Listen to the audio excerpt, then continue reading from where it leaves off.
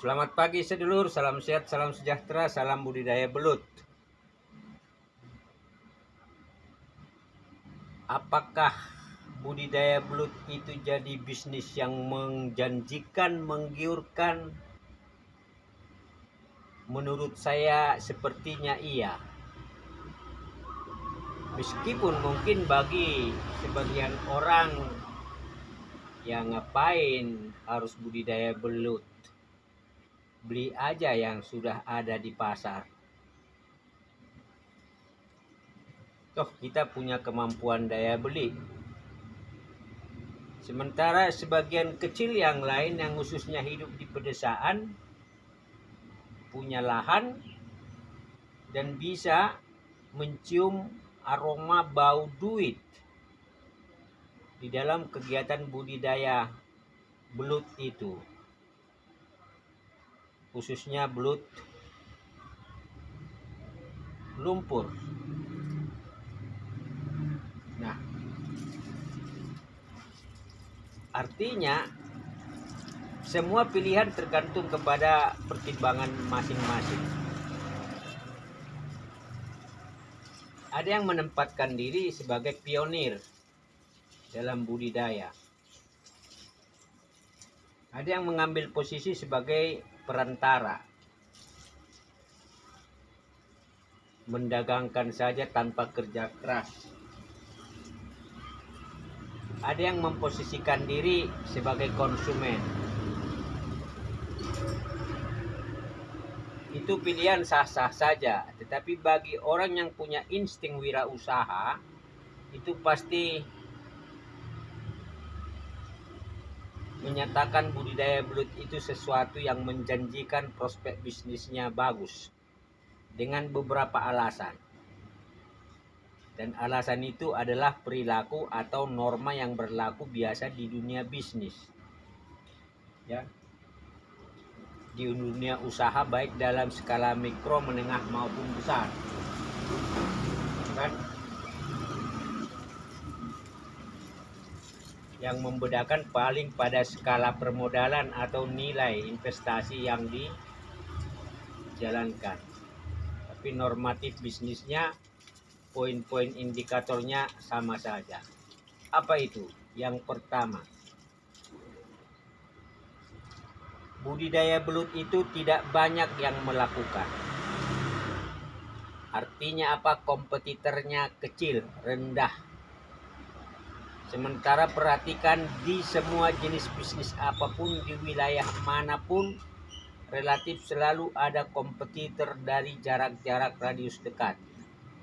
Mungkin ada irisan produk bisnis yang sejenis, tetapi pasti kompetitornya ya itu sangat tinggi, baik itu kuliner maupun mungkin jasa-jasa lain atau mungkin produk-produk lain. Amati saja yang ada di sekitar lingkungan kita, tingkat kompetisinya tinggi. Nah, budidaya belut, wow, tidak banyak orang yang memilih bisnis ini, tidak banyak. Sementara yang punya insting bagaimana mendesain skema bisnisnya supaya berkelanjutan, ini yang akan membawa mesin uang yang kontinu. Memang perlu belajar. Kompetitor rendah, maka kompetisinya tidak alot. Yang kedua, itu adalah permintaannya bagus, tinggi. Ada segmen konsumen yang memang membutuhkan jenis makanan ikan air tawar begini. Ada segmen yang punya daya beli, ya, di mana mereka memang bisa menikmati jenis ikan air tawar kualitas bergizi. Jadi permintaannya tinggi dan bisa dilihat di warung Padang saja itu ada, ya, yang disebut dengan belut goreng, keripik belut. Nah, sementara tadi lihat saja di pasar-pasar, tidak banyak stok yang ada di sana. itu mungkin juga supply dari peternak atau pembudidaya luar kota menstok di suatu daerah. Jadi permintaannya tinggi di luar poin pertama kompetitor. Nah yang ketiga, harga sangat bagus. Harga budidaya belut, harga belut relatif di atas ikan tawar yang lain, apakah itu ikan lele, nila, mujair, ya, ikan mas. Relatif harga budidaya belut ini, harga belut ini hampir sama dengan gurame, di atas 60.000, ya, di atas 60.000. Jadi memang harganya positif, padahal masa usia untuk membudidayakan relatif sama, 6-7 bulan. Gurame mungkin bahkan 10 bulan. Ya. Dan kemudian tadi itu masa perawatan, masa pemeliharaan sama. Sementara yang selanjutnya poin biaya operasional itu relatif kecil, kan? Hampir semua bisnis dengan tingkat kompetisi yang tinggi pasti biaya rutinnya itu positif, mungkin malah naik. Tetapi dengan kegiatan budidaya yang sifatnya hanya kerja keras di awal pada saat persiapan media fermentasi, lalu kemudian kadang-kadang menyiram demikian ini supaya tanahnya lembut, ya. Dan pada akhirnya belut yang ada di kolam ini bisa dengan gampang keluar masuk mencari makan dari pakan alami, ya, jentik-jentik atau mungkin mikroorganik atau mungkin juga itu cacing. Dan kita tidak perlu rutin memberi makan seperti ikan air tawar lain, termasuk ikan air tawar belut pola air. Kalau pola air harus rutin, ya kan? Memang lebih cepat masa periode paennya karena intensif dikasih makan. Kalau budidaya belut di tanah itu relatif lebih ringan karena ya kadang-kadang seperti saya per 1 minggu kasih itu cacing, ditebar ke media sehingga cacingnya bisa masuk ke tanah dan kemudian akan dicari oleh belut itu sendiri, ya. Kebetulan kita budidaya cacing juga. Nah itu artinya apa? Budidaya belut operasionalisasinya tidak rutin.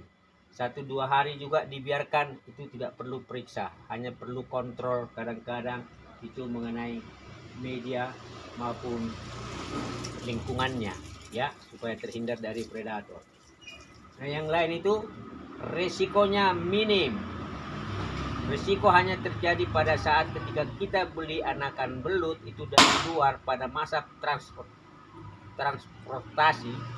Nah jadi ada stres dalam perjalanan, perlu dikarantina 1-2 hari, tentu dengan pendekatan bagus itu ada relatif tingkat kematian, ya, apalagi kalau ukurannya kecil-kecil. Tetapi kalau setelah masa transisi tersebut dan kemudian medianya memang sangat kondusif, sangat alami, minimal 2 bulan, ya, mau tanah merah, mau tanah liat, tanah lumpur, itu relatif kondusif dengan beberapa komponen-komponen, bisa jerami, bisa gedebok pisang, bisa daun kering, bisa dengan yang lain. Tetapi minimal seperti ini, tanah merah 2 bulan itu harus dikocok, diracik dan ini, kan, sehingga rekatan dari tanah liat itu menjadi gembur, menjadi poros. Jadi resiko di bisnis ini, di budidaya ini sangat rendah. Operasionalisasinya agak sedikit santai. Harganya menggiurkan, kompetitornya sedikit, permintaannya tinggi, dan juga nilai manfaat, nilai gizinya sangat tinggi. Di atas rata-rata omega 3-nya belut. Hampir sama dengan sidat.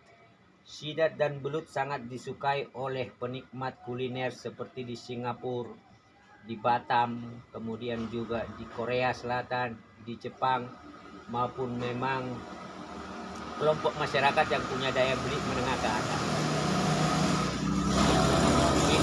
Kenapa saya kerjakan? Karena di sini saya mencium aroma duit, bau duit. Di awal-awal minimal 3-5 bulan memang kerja keras untuk menyiapkan media fermentasi dengan beberapa tahapan. Nah, ini kebetulan ada kolam bekas, kolam budidaya lele, sudah tua, sudah bocor,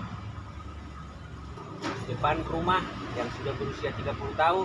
Ini kita coba manfaatkan rumahnya, kemudian juga kolamnya untuk budidaya belut.